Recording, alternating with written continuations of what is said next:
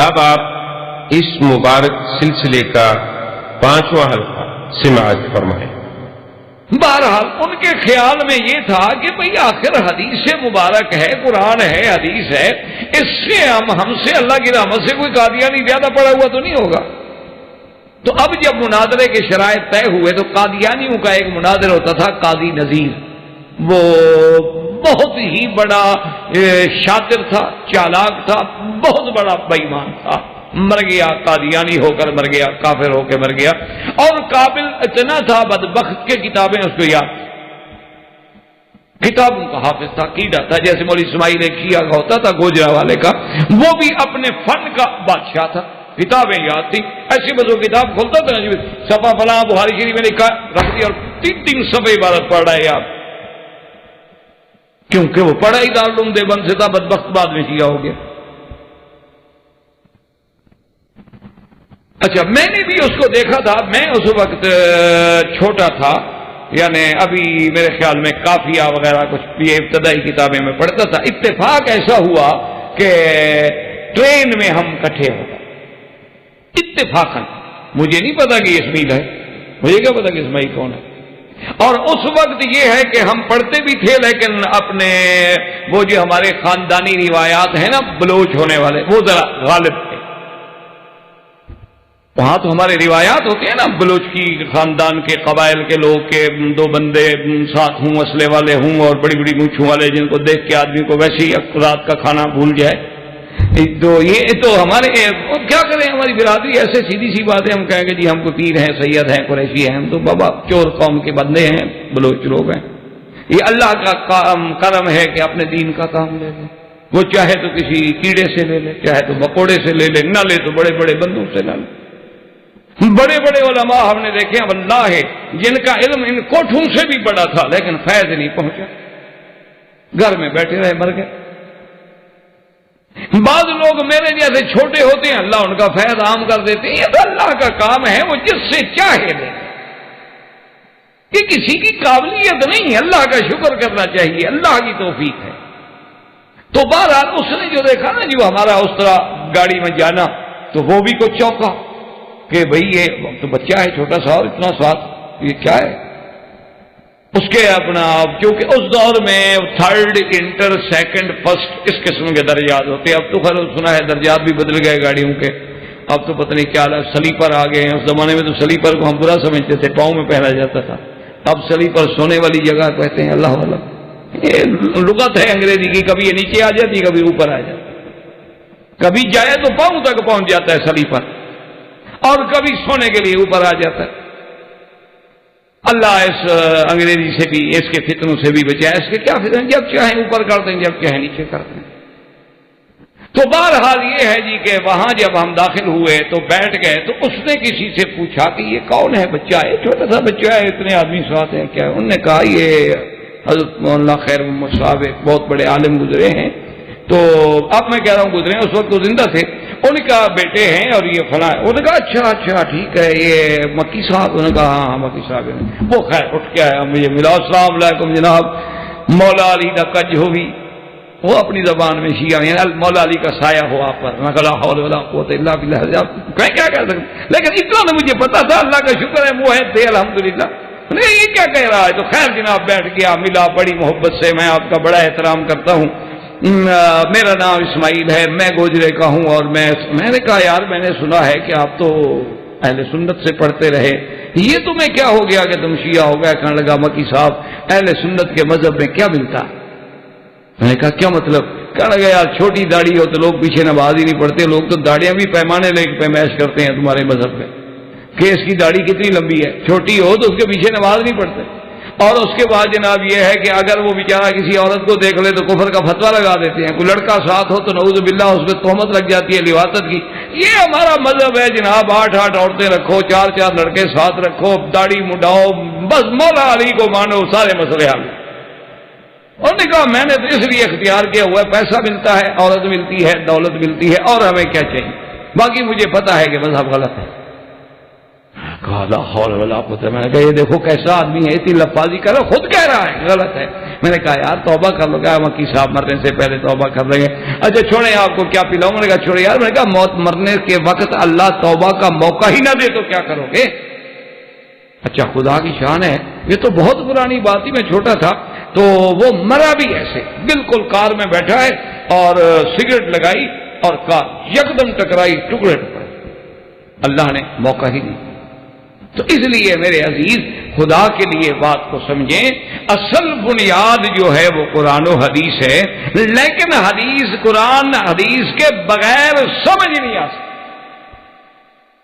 کوئی مائی کا لال جو ہے اللہ کے قرآن کو اگر حدیث مبارک کو الگ کر لینا, وہی میں عرض کر رہا تھا کہ اس مرزائی نے یہ شرط لکھ لی کہ مناظرہ ہوگا مرزا قادیانی کی حقانیت پہ, لیکن دلیل میں قرآن و حدیث پیش ہوگا اور کوئی چیز پیش نہیں ہوگی, قرآن حدیث کے علاوہ کوئی کتاب نہیں آئے گی. اچھا مولانا صاحب بھی خوش ہو گئے, چونکہ ان کا تو ماشاءاللہ اوڑھنا بچھونا ہی قرآن حدیث تھا, ساری زندگی قرآن حدیث پڑھاتے ان کی گزر گئی, اب تو فوت ہو گئے بیچارے رحمت اللہ علیہ. تو انہوں نے کہا کہ بالکل اچھی, انہوں نے کہا آج تو پھنس گیا قادیان, یہ تو خود پھنس گیا کہ قرآن و حدیث کے علاوہ کہتا ہے جی اور کوئی کتاب پیش نہیں ہوگی. تو انہوں نے کہا بالکل ٹھیک ہے. اچھا مناظرے میں یہ بھی خیر طے ہو گیا, چونکہ مولانا بھی بیمار تھے, وہ قاضی نذیر بھی بیمار تھے, یہ طے ہو گیا کہ اگر دو مناظروں میں سے کوئی مناظر بیماری کی شدت کی وجہ سے بات نہ کر سکے یا نہ آنا چاہے تو اس کو اپنا مناظر بدلنے کا حق ہوگا, اپنے بجائے اور آدمی بھیج دے.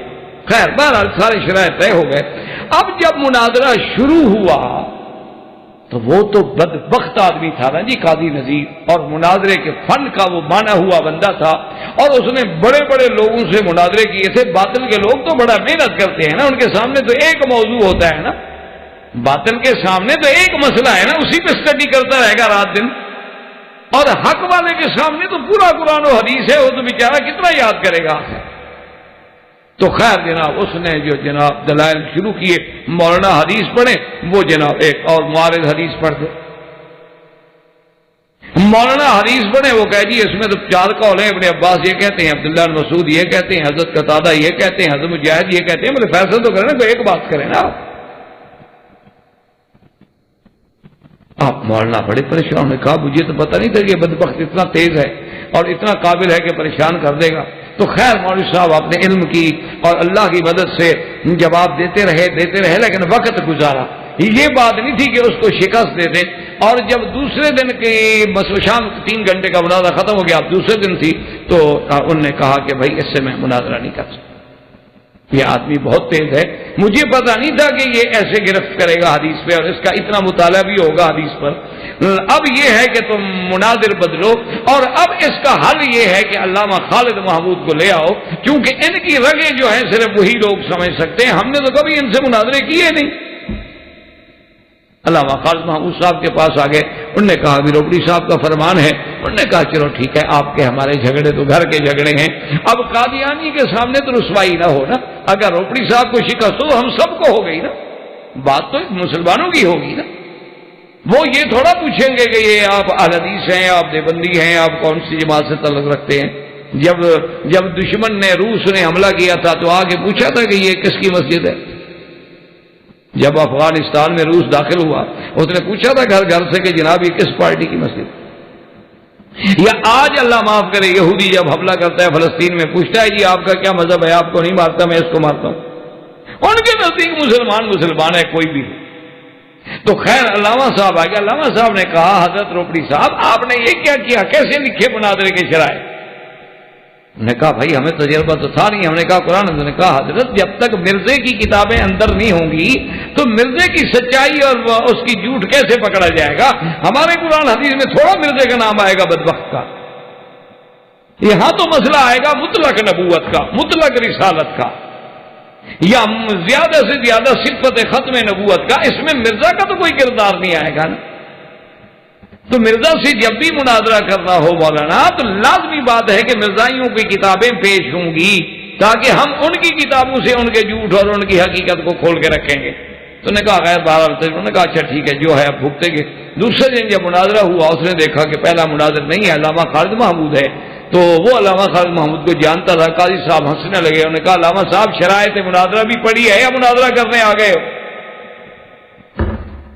علامہ خالد محمود صاحب نے کہا قاضی صاحب اتنے پرانے مناظر ہو کے بچوں والی بات کر رہے ہو.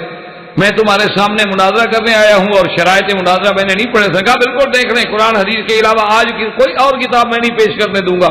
تم جو بہت چلاکیاں کرتے ہو نا کہ یہ کتاب لاؤ, یہ کہ نہیں بس قرآن. انہوں نے کہا جی بالکل قرآن حدیث ہوگا اور کوئی کتاب ہم نہیں لائیں. اب جب پکی ہو گئی بات, اس نے تقریر شروع کی قاضی نذیر نے. اس کے بعد جوابی تقریر دینی تھی علامہ صاحب نے. علامہ صاحب اٹھے, انہوں نے کہا بھائی مناظرہ بعد میں کریں گے, یہ سارے حضرات جو بیٹھے ہیں پہلے یہ تو سمجھ لیں ان کو یہ پتا ہے کہ قرآن کس کو کہتے ہیں. یہ تو ہم نے لکھ دیا ہے مناظرے میں کہ قرآن و حدیث پیش ہوگا, تو پہلے ہمارے یہ سننے والوں کو پتا تو ہونا چاہیے نا کہ قرآن کیا ہے. تو انہوں نے کہا جی اللہ کے کلام. انہوں نے کہا نبی حدیث کیا ہے؟ انہوں نے کہا جی نبی کا کلام.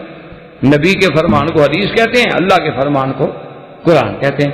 تو علامہ صاحب نے یہ سارا, اس نے کہا دیکھو بھائی جو قادیانی بیٹھے ہیں وہ بھی شرم نہ کریں, بتا دیں کہ قرآن خدا کے کس کلام کو. ہاں جی بالکل اللہ کا کلام قرآن ہے, نبی کا فرمان حدیث ہے. یہ جب ساری باتیں پکی ہو گئی نا, 5-10 دفعہ دہرا لی علامہ صاحب نے. علامہ صاحب تو پرانے مناظر تھے, ان کو تو پتا تھا نا کہ کیسے مجمع پہ کنٹرول کرنا ہے. تو 5-10 دفعہ دہرانے کے بعد انہوں نے کہا کہ قاضی نذیر صاحب آپ مہربانی کر کے آپ یہ بتائیں کہ مرزا غلام احمد قادیانی نبی تھا کہ نہیں تھا؟ اگر نبی تھا تو اس کا کلام حدیث ہے, وہ مناظرے میں پیش ہوگا. اور اگر وہ نبی نہیں تھا, آپ لکھ دیں, بات ختم ہو گئی, مناظرے کرنے کی ضرورت ہی نہ رہی. اسی ایک لفظ میں مناظرہ ہار کے بھاگ گیا ہو. اس نے کہا جی میں شکست قبول کرتا ہوں, مرزا صاحب کی کتابیں نہیں پیش ہونی چاہیے. جو کتاب میں تو گند بھرا ہوا ہے نا, وہ کتابیں آتی تو پھر تو قصہ ہی کھل جاتا نا. جب وہ کتابیں کھول کے پڑھتے یہ نبی تھا جو بھانوں سے مٹھیاں بھرواتا تھا, تو اس کے بعد تو اس کی نبوت ویسے اڑ جاتی ہے نا اپنی کتابوں میں آ کے. تو ایک لفظ پہ اسی پہ پکڑا گیا. انہوں نے کہا کہ دیکھو اگر مرزا نبی ہے تو نبی کا کلام حدیث ہے, تو حدیث پیش کیوں نہ ہو؟ یہ تو لکھا ہوا ہے مناظرے میں کہ حدیث قرآن پیش ہوگا. یا لکھ دو کہ مرزا نبی نہیں ہے, بات ختم ہو گئی. اس نے کہا جناب میں یہ لکھ دیتا ہوں کہ میں مناظرہ ہار گیا, لیکن علامہ خالد محمود کو میں اپنے مرزے کی کتابیں نہیں پیش کرنے دیتا. اس نے کہا پھر بھی تم فائدے میں رہے, کیونکہ جب میں تمہارے مرزا کا پوسٹ مارٹم کرتا نا اس 2 لاکھ آدمی کے سامنے, اس ہسٹری شیٹر کو نکالتا تیری کتابوں سے, تو پتہ لگ جاتا. پھر بھی تم اپنے نبی پہ پردہ ڈال کے بھاگ رہے ہو نا, فائدے میں رہے ہو. لیکن یہ الگ بات ہے کہ مناظرہ تم ہار گئے. تو بہر صورت میرے کہنے کا مقصد یہ تھا کہ بات کو سمجھو کہ اللہ کا قرآن ہمیں حدیث کے بغیر سمجھ نہیں آ سکتا, اور حدیث صحابہ کے بغیر سمجھ نہیں آ سکتی. بس ایک بات دماغ میں آ جائے نا, سارا مسئلہ سمجھ جائے کہ جیسے قرآن حدیث کے بغیر سمجھ نہیں آ سکتا, حدیث رسول بھی صحابہ کے بغیر سمجھ نہیں آ سکتی. کیونکہ جب حضور نے حدیث بیان فرمائی تو گواہ کون ہے؟ صحابہ. بھئی حضور نے کہا کہ تیمم کا حکم اللہ نے فرما دیا ہے. اللہ نے فرمایا یا ایھا الذین آمنوا لا تقربوا الصلاة وانتم سکارى حتى تعلموا ما تقولون ولا جنبا إلا عابري سبيل حتى تغتسلوا وإن كنتم مرضى أو على سفر أو جاء أحد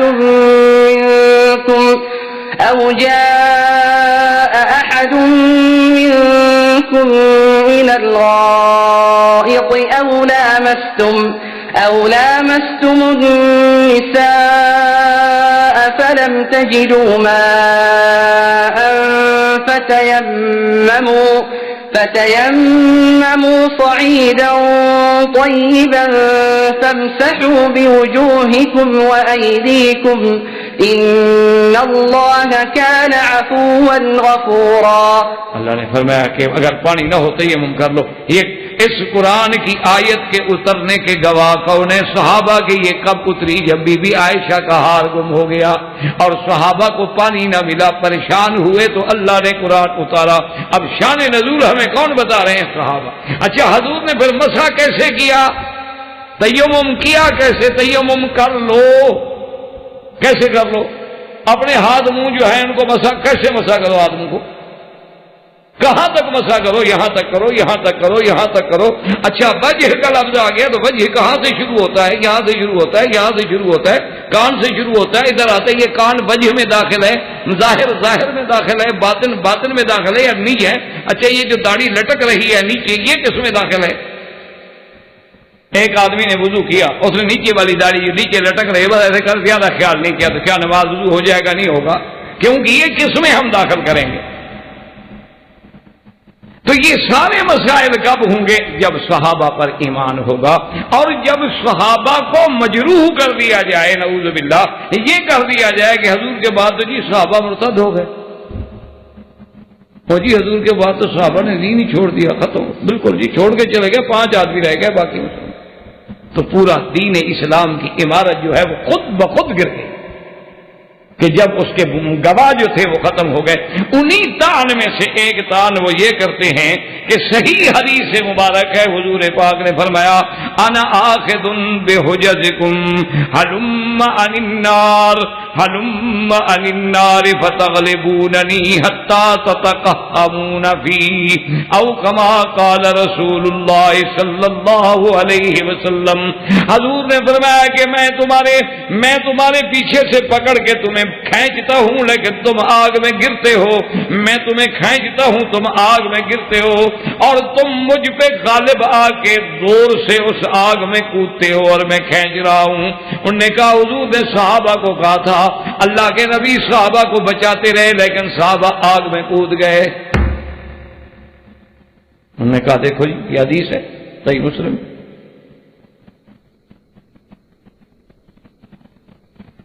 اللہ اکبر. تو اب جناب یہ ہے کہ یہ تان کیا صحابہ پر کہ حضور پاک تو باقی انہیں بچاتے رہے، کھینچتے رہے، لیکن وہ زبردستی گر گئے.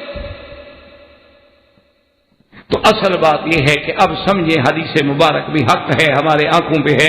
پہلی بات تو یہ ہے کہ انا آخذ بحجزکم، یہ تو حضور نے ایک مثال دی ہے اپنی اور امت کی، اس میں صحابہ کا تو کوئی مسئلہ ہی نہیں. حضور نے تو یہ نہیں فرمایا کہ بھائی صحابہ ہی میرے مخاطب ہیں، یہ تو حضور نے مثال دی ہے اپنی اور اپنی امت کی، پوری امت. اور تمثیل ہے. اچھا اس آگ سے مراد وہ جہنم والی آگ بھی نہیں ہے، اس آگ سے مراد ہے شہوت کی آگ، لذت کی آگ، غضب کی آگ. حضور نے فرمایا میں تو تمہیں بچاتا ہوں اپنی امت کو، لیکن امت میری کبھی زنا میں پڑتی ہے، کبھی چوری میں پڑتی ہے، کبھی ڈاکے میں پڑتی ہے، ایسے کام کرتی ہے جن کی وجہ سے ان کو جہنم کی آگ ملے. اللہ کے نبی تو ایک تفصیل بیان فرما رہے ہیں پوری امت کے لیے. اور اصولی بات ہے کہ نبی کا کام ہی یہی ہوتا ہے کہ جیسے بکریاں جو ہیں وہ کسی کے گھاس چرنے میں دوڑتی ہیں اور رائی ان کو بچاتا ہے، سوٹی مارتا ہے، پکڑتا ہے، بلاتا ہے، کھینچتا ہے، اللہ کے نبی بھی تو اپنی امت کو اسی طرح بچانے کے لیے بھیجے جاتے ہیں. یہ تو حضور کی امت کے ساتھ مثال ہے، اس کو صرف صحابہ پہ منطبق کر کے نعوذ باللہ صحابہ کے لیے جہنم کا اشارہ ثابت کرنا کہاں کی عقل مندی ہے. تو اب جناب اچھا دوسری بات ایک جواب، اور دوسری بات یہ سمجھ لیں کہ فرض محال ہم مان لیں کہ اس سے مراد صحابہ ہیں، تو حضرت علی بھی تو پھر اس میں شامل ہے. اس خطاب کے وقت میں حضرت علی بھی تو موجود تھے، تو حضرت علی کو آپ جیسے بچائیں گے، باقی صحابہ کا ہماری طرف سے وہی جواب سمجھ لیں. حضرت علی رضی اللہ تعالیٰ عنہ بھی تو پھر موجود ہیں جب حضور یہ بات فرما رہے ہیں. تو اس لیے سمجھ آ گئی بات کہ اس سے مراد اصحابہ نہیں بلکہ اچھا دوسری بات یہ ہے کہ اگر یہ ترجمہ ہم لے لیں جو تم کرتے ہو صحابہ پر اعتراض کرنے کے لیے، پھر تو قرآن کی مخالفت ہو جائے گی. قرآن کہتا ہے وَكُنْتُمْ عَلَى شَفَا حُفْرَةٍ مِّنَ النَّارِ فَأَنْقَذَكُم مِّنْهَا. قرآن کہتا ہے کہ تم جہنم کے گڑھے کے کنارے پہ پہنچ کے گرنے والے تھے لیکن اللہ نے تمہیں نکال لیا ہے. قرآن کہتا ہے نکال لیا، حدیث میں کہو گے کہ ڈال دیا، تو نکال دیا اور ڈال دیا میں تو تعارض ہے، پھر حدیث تو قرآن کی معارض ہو گئی.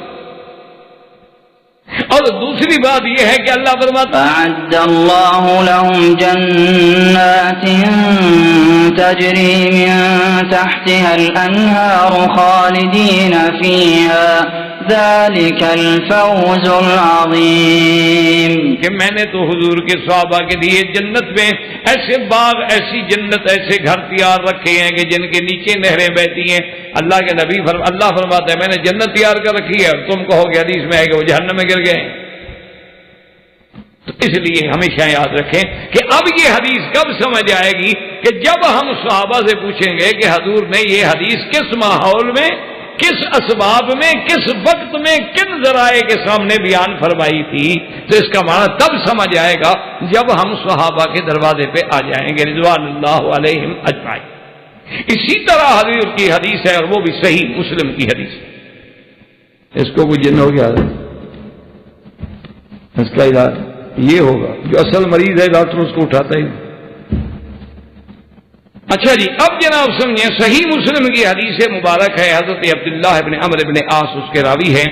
حضور پاک صلی اللہ علیہ وسلم نے فرمایا دا فتحت علیکم خزائن الخزائن فارس والروم، اور ایک روایت دا فتحت علیکم الفارس والروم، حضور نے فرمایا کہ جب فارس و روم فتح ہو جائیں گے، مسلمان قابض ہو جائیں گے، تو آپ نے فرمایا اس وقت تم کیسے ہوگے؟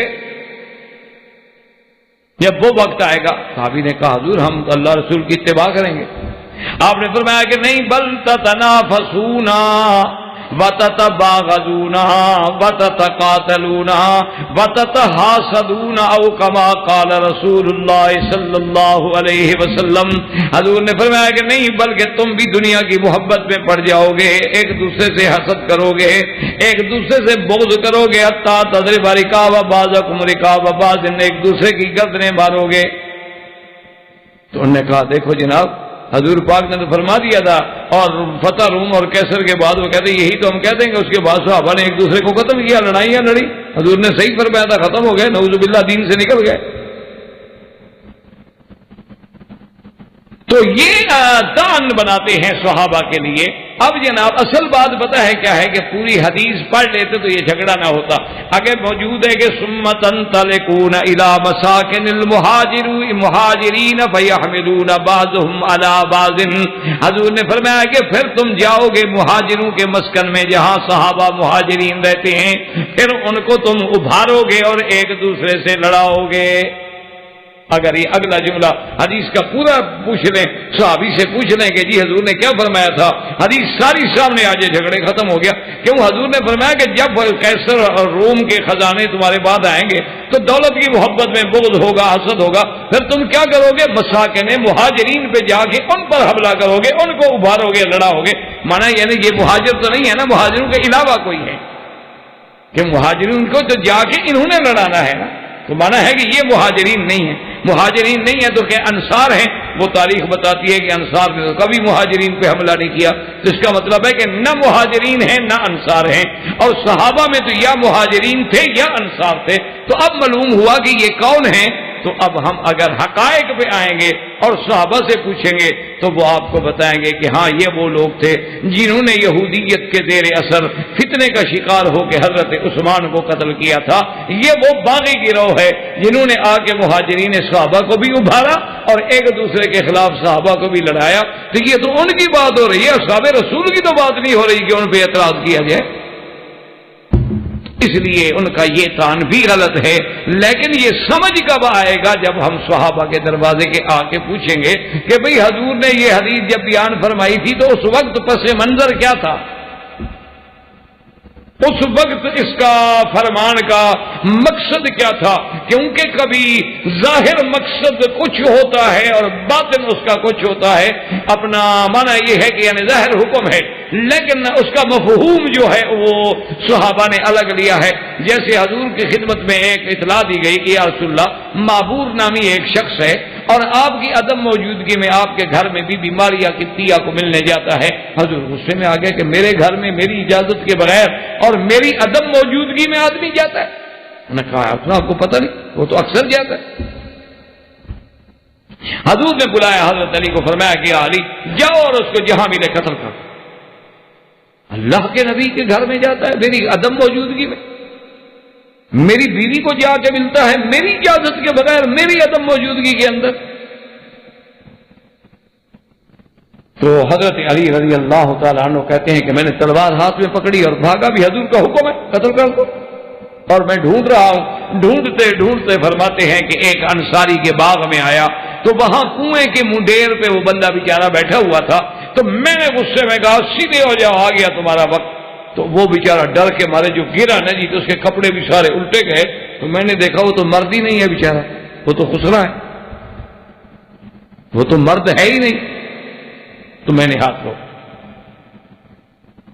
میں نے کہا اچھا سیدھے ہو کے بیٹھ گیا۔ میں واپس آ گیا حضور کی خدمت میں، حضور نے فرمایا ہاں کر دیا قتل۔ میں نے کہا یا رسول اللہ آپ کا حکم کی تعمیل نہیں ہوئی، اصل وجہ یہ ہے کہ جب میں وہاں گیا تو وہ ڈر کے والے جو گرا تو اس کے کپڑے سارے سطر کھل گیا، تو میں نے دیکھا وہ تو بندہ مرد ہی نہیں ہے یا رسول اللہ۔ تو میں نے سمجھا کہ مقصود قتل تو یہ تھا کہ وہ نعوذ باللہ حضور کے گھر میں کوئی گناہ کر رہا ہے اور وہ تو گناہ کرنے کی صلاحیت سے بھی معلوم ہے۔ حضور نے فرمایا احسنت یا علی، علی تم نے بہت اچھا کیا، بہت اچھا کیا کہ بلا وجہ ایک آدمی قتل ہو جائے۔ تو اب دیکھیں بظاہر تو حکم قتل تھا، لیکن صحابی حضرت علی جو موجود ہے وہ سمجھ گیا کہ قتل کرنے کا مقصد کیا ہے، غیرت، اور وہ واقعہ ہی نہیں تو کیوں قتل کریں بھائی۔ اب حضور کی بات بھی نہیں مانی، واپس آگے حضور خوش بھی ہو رہے ہیں کیونکہ اصل مقصود تو پورا ہو گیا۔ اس لیے ہمیشہ یاد رکھیں کہ قرآن بغیر حدیث کے کبھی سمجھ نہیں آئے گا، حدیث رسول بغیر صحابہ کے سمجھ نہیں آئے گی، اور صحابہ پہ اگر جرح ہو جائے اور صحابہ کو نعوذ باللہ اگر مجروح کر دیا جائے تو پھر پورا اسلام مجروح ہو جائے، کیونکہ تین ہی جماعتیں ہیں، یاد رکھو چوتھی جماعت کا دنیا میں وجود ہی نہیں۔ ایک بات ہمیشہ یاد، جیسے مثال کے طور پہ اللہ نے قرآن میں ایک فیصلہ کر دیا نا کہ الا علی ازواجہم او ما ملکت ایمانہم فانہم غیر ملومین فمن ابتغى وراء ذلك فاولئک هم العادون۔ اللہ نے فرمایا مسلمانوں تمہارے لیے یا بیوی حلال یا وہ جو جہاد میں لونڈی ملے وہ حلال، بس اس کے علاوہ کوئی تیسری قسم نہیں، نہ متا ہے نہ اور ہے نہ کوئی لڑکا ہے نہ نعوذ باللہ وضع غیر فطری، اور کوئی رستہ حلال ہے ہی نہیں، بس اس کے علاوہ کوئی رستہ نکالو گے تو پھر تم تجاوز کرنے والے ہوگے، حد اسلام سے نکلنے والے بن جاؤ۔ اسی طرح یہاں بھی یاد رکھ لیں کہ تین ہی جماعتیں ہیں، والسابقون الاولون من المہاجرین والانصار، ایک جماعت کون سی ہے؟ مہاجر، دوسری کون سی؟ انصار، والذین اتبعوہم باحسان، اور تیسری جماعت وہ ہے جو ان کی پیروی کرے، والذین اتبعوہم، جو ان کی اتباع کرنے والے ہوں اور اخلاص کے ساتھ کرنے والے ہوں مہاجرین انصار کی، اس کے علاوہ اور دنیا میں کوئی ہے نہیں۔ تو اب جو صحابہ سے بغض رکھے گا تو متبعین میں تو نہیں ہوگا نا، جو نتبعوہم میں ہوگا وہ کبھی صحابہ کو برا نہیں کہے گا، اور جو برا کہے گا وہ نتبعوہم میں نہیں ہوگا۔ اگر نتبعوہم بے احسان میں نہیں ہوگا تو تیسری چوتھی تو قسم ہے ہی نہیں اللہ کے پاس۔ اسی لیے قرآن کہتا ہے والذین جاءوا من بعدهم يقولون ربنا اغفر لنا ولإخواننا الذين سبقونا بالإيمان ولا تجعل في قلوبنا غلا للذين آمنوا ربنا إنك رؤوف رحيم۔ میرا اللہ جو ہم سے پہلے مومن گزرے ان پہ بھی مغفرت فرما، اور ہمارے دلوں میں ان کے لیے کوئی کینہ، کوئی حقد، کوئی گلا، کوئی بغض نہ ہو، اگر ہو تو کیا مانا پھر ایمان سے آدمی نکل گیا۔ اس لیے ہمیشہ یاد رکھیں کہ متاعن اصحاب رسول کا مقصد کیا تھا؟ صحابہ کو مجروح کرنا، اور صحابہ کے مجروح کرنے کا مقصد کیا تھا؟ اسلام کو مجروح کرنا، اور جب اسلام کو کمزور کریں گے تو یہی دشمنی ہے حضور پاک کے ساتھ، اور یہی دشمنی ہوگی اللہ کے ساتھ۔ دعا کریں کہ اللہ ہمیں حضور کی اتباع، صحابہ کی اتباع، اہل بیت کی اتباع، اولیاء کرام کی محبت نصیب فرمائے۔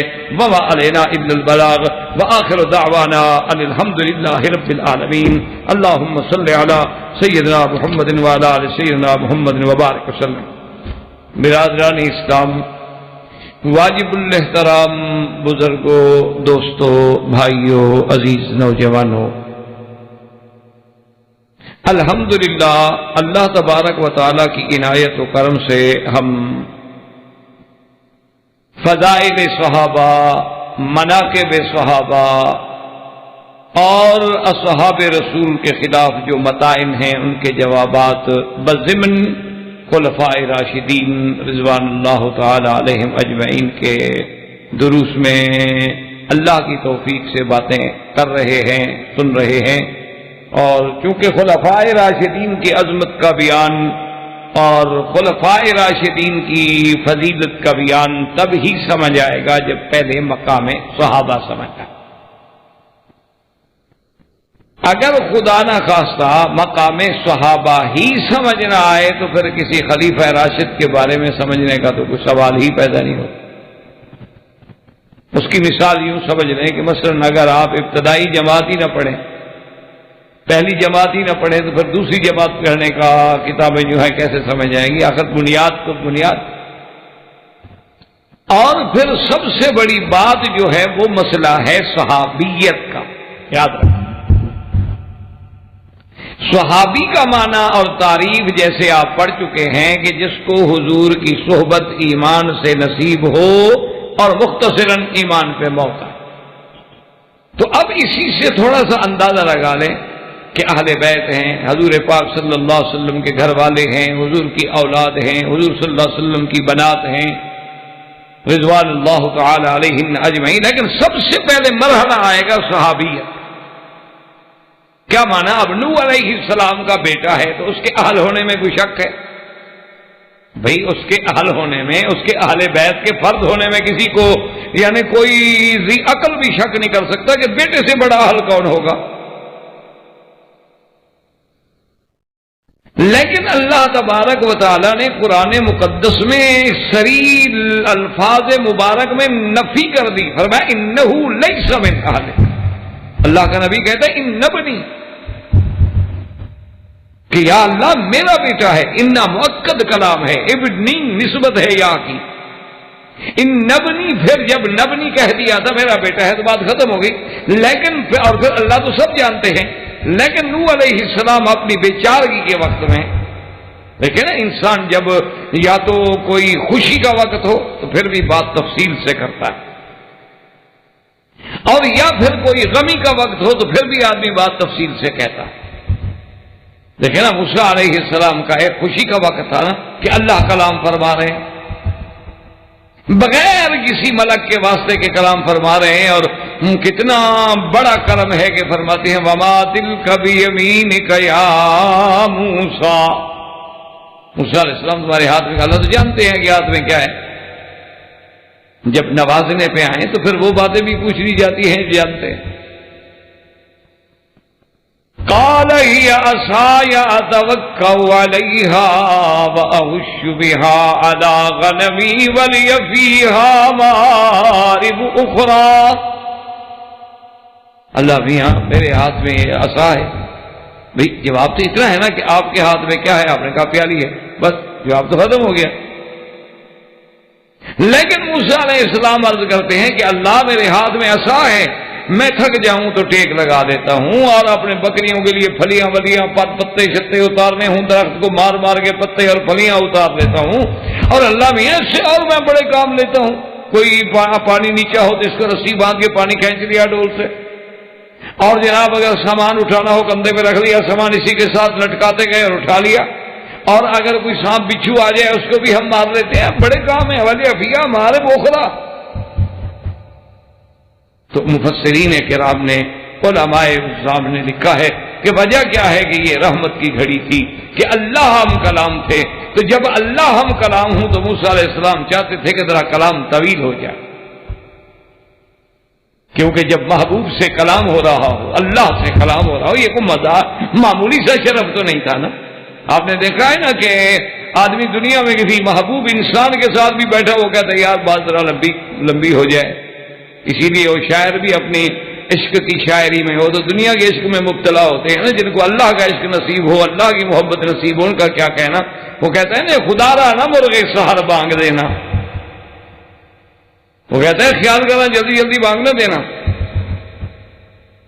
تو اس لیے کیوں؟ اس لیے کہ بھائی محبوب میرے پاس بیٹھا ہے، صبح ہوگی تو چلا جائے گا، تو اس لیے وہ بیچارہ مرغوں کو روک رہا ہے کہ تم ذرا آواز جلدی نہ دینا، یہ نہ ہو کہ وہ سمجھے کہ صبح ہو گئی ہے، تاکہ بات اور لمبی ہو جائے۔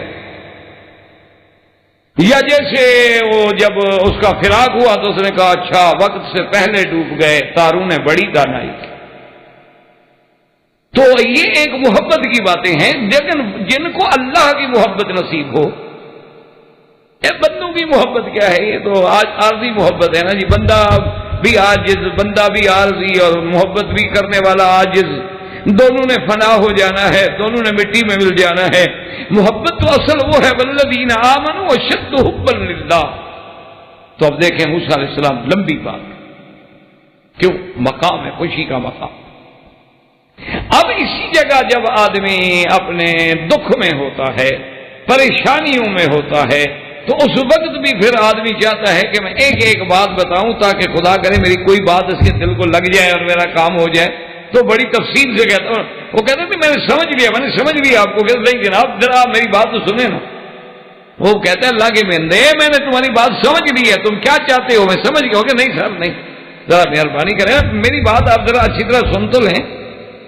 تو اس لیے حضرت نوح علیہ السلام چونکہ یہ عاجزی اور تضرع کا وقت ہے، اللہ کے آگے گڑ گڑا رہے ہیں، اور عذاب تو سامنے آیا ہوا ہے، عذاب تو سامنے موجود ہے، اس لیے کہ نوح علیہ السلام اللہ کے پہلے رسول ہیں، وہ تو جانتے ہیں کہ اللہ علام الغیوب ہے، اللہ کا علم محیط ہے، اللہ کے آگے تو کوئی چیز چھپی نہیں، لا یخفی علیہ شیء، لا یخفی علیہ خافیہ۔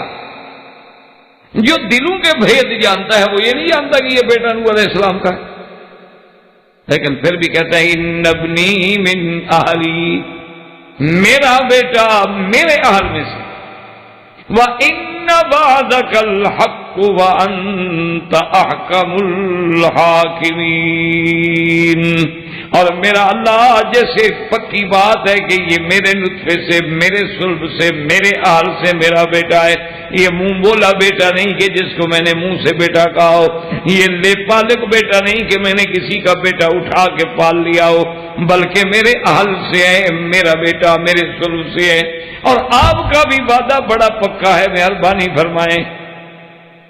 قال یا نوح انہ لیس من اہلک، اتنی مؤکد جواب آیا، اللہ نے فرمایا کہ یا نوح انہ، انہ بھی آیا، ضمیر بھی آیا، لیس من اہلک، انہ عمل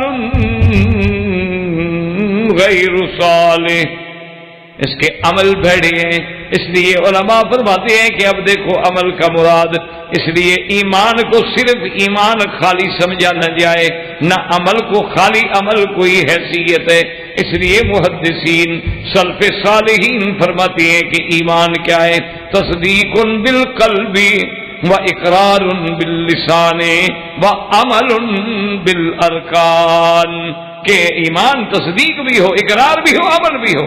اس لیے اللہ کبھی کبھی ایمان جو ہے عمل کے معنی میں آ جاتا ہے، جیسے کہ صحابہ نے پوچھا تھا کہ یا رسول اللہ صلی اللہ علیہ وسلم، ہمارے جو بھائی جو صحابہ بیت المقدس کی طرف نماز پڑھتے تھے اور وہ صحابہ فوت ہو گئے، اس وقت تو کعبہ بیت المقدس تھا، انہوں نے تو یہ کعبہ دیکھا نہیں بیچاروں نے، یعنی ادھر تو نماز ایک بھی نہیں پڑھی، تو ان کی ان نمازوں کا کیا ہوگا؟ اب اللہ نے تو کعبہ بدل دیا، فرمایا وما كان الله ليضيع إيمانكم إن الله بالناس لرؤوف رحيم، اللہ تمہاری اس محنت کو، نماز کو ضائع نہیں کریں گے، حالانکہ لفظ ایمان ہے، مراد عمل ہے، کہ وہ اعمال صالحہ جو صحابہ نے بیت المقدس کی طرف بھی کیے ہیں وہ بھی تو اللہ کے حکم سے کیے ہیں نا، وہ بھی ضائع نہیں جائیں گے، وہ نمازیں بھی ٹھیک ہے اور یہ نمازیں بھی ٹھیک ہے۔ تو اس لیے اندازہ فرمائیں، تو اب اس بات کو دیکھ لیں کہ نوح علیہ السلام کا بیٹا ہے، اہل ہے، لیکن جب اللہ بھی اللہ کی توحید پہ، نوح علیہ السلام کی رسالت پہ ایمان نہیں لایا تو اس کے اہل ہونے سے کوئی فائدہ نہیں تھا، ختم۔ اسی طرح آپ دیکھیں کہ لوط علیہ السلام کی بیوی سے بڑا اہل کون ہوتا ہے؟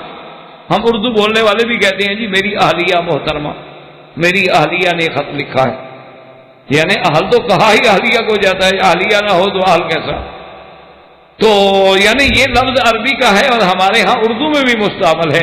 وہ جی میری آج اہلیہ کا فون آیا تھا، میری اہلیہ آپ کو سلام کہتی ہے. نہیں، تو یہ لفظ عام ہمارے ہاں استعمال ہوتا ہے، حالانکہ عربی کا لفظ ہے. تو لیکن دیکھیں بیوی ہے اور اہل میں ہے، لیکن اللہ تبارک و تعالیٰ نے فرمایا اسر بأہلک بقطع من اللیل، اللہ بھی اس کو اہل میں شمار فرما رہے ہیں. یعنی بات کو خدا کے لیے ذرا توجہ کریں گے اور محنت فرمائیں گے تو انشاءاللہ انشاءاللہ بات سمجھ آ جائے گی.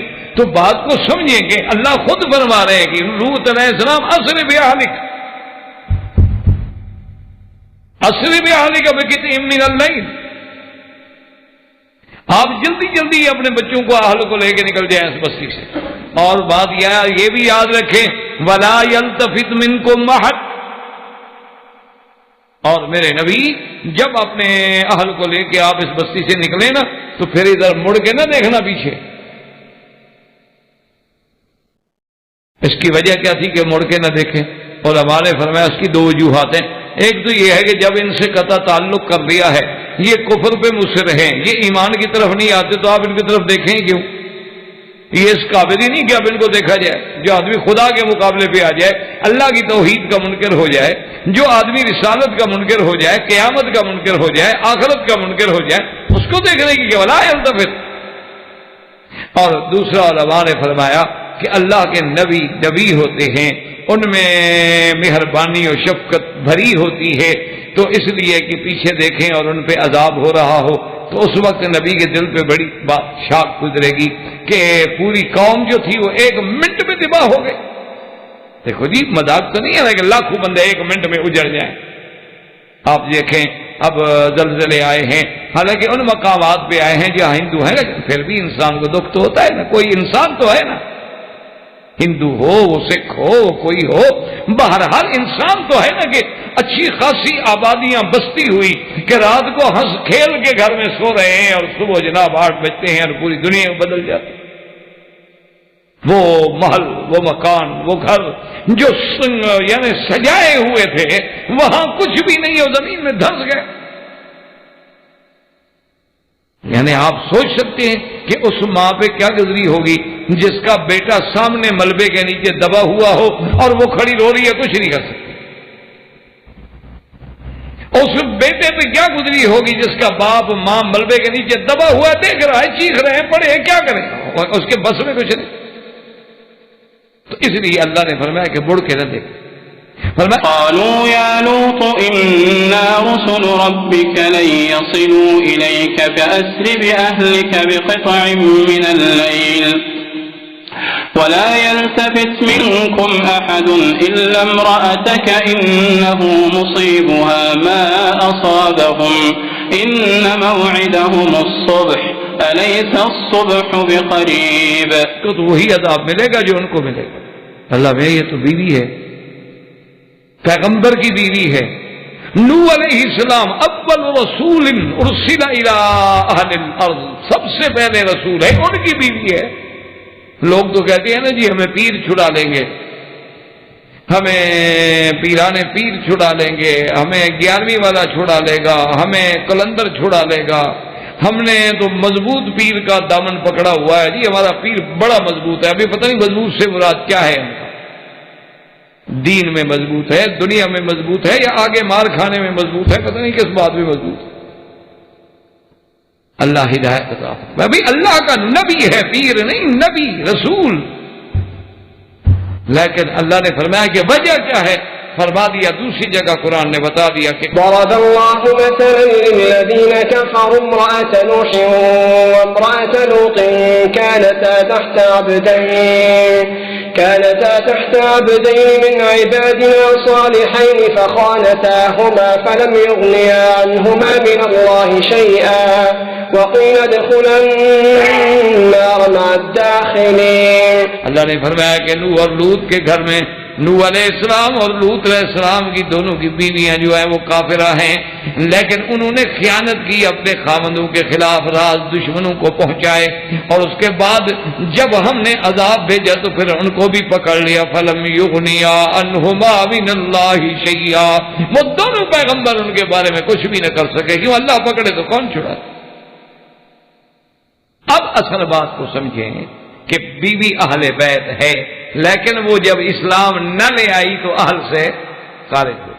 ایک بات کو دماغ میں رکھ، بیٹا اہل ہے، لیکن جب اسلام نہ لے آیا تو بیٹا نوح علیہ السلام کے اہل سے خارج ہوئی۔ سب سے بڑے گھرانے کا سربراہ کون ہے؟ باپ ہے۔ سب سے بڑا گھر میں سربراہ جو ہوتا ہے وہ کون ہوتا ہے؟ باپ ہوتا ہے۔ اسی سے پورا نظام عالم چلتا ہے، اسی سے نظام خاندان چلتا ہے کہ وہ سارے گھر کو اسی نے کنٹرول کرنا ہے۔ لیکن جب باپ نے حضرت ابراہیم علیہ السلام کے دین کو قبول نہ کیا تو اللہ نے کاٹ دیا، اور اس کے بعد اللہ نے اتنا بھی منع فرما دیا کہ نوح ابراہیم علیہ السلام اب باپ کے لیے بخشش بھی نہ مانگو۔ اندازہ فرمائیں، باپ کے لیے بخشش نہ مانگو۔ اور کیوں کہ جب تک زندہ تھا بخشش مانگنے میں تمہیں امید تھی کہ اللہ ہدایت دے دے، مسلمان ہو جائے، جنت میں چلا جائے۔ اب تو کفر میں مر گیا، خلاص بات ختم ہو گئی۔ وما كان استغفار إبراهيم لأبيه إلا عن موعدة وعدها إياه فلما تبين له أنه عدو لله تبرأ منه إن إبراهيم لأواه حليم۔ اللہ نے فرمایا ابراہیم اس وقت تک بخشش مانگتے رہے جب تک کہ یہ بات واضح نہیں ہوئی۔ جب واضح ہو گئی کہ آذر کی موت کفر پہ ہو گئی تو ابراہیم بری ہو، بس ختم۔ تو اب سمجھے مسئلہ جو میں عرض کر رہا تھا، اللہ کرے دماغ میں آ جائے کہ بیٹا ہے اسلام نہیں آیا تو اہل میں نہیں ہے، بیوی ہے اسلام نہیں تو اہل میں نہیں ہے، باپ ہے اسلام میں نہیں تو اہل کا سربراہ نہیں رہا ہے۔ اسی طرح سمجھ لو کہ اہل بیت نبی پہلے اسلام لا کے مقام صحابیت پہ پہنچیں گے تو اہل بیت بنیں گے نا۔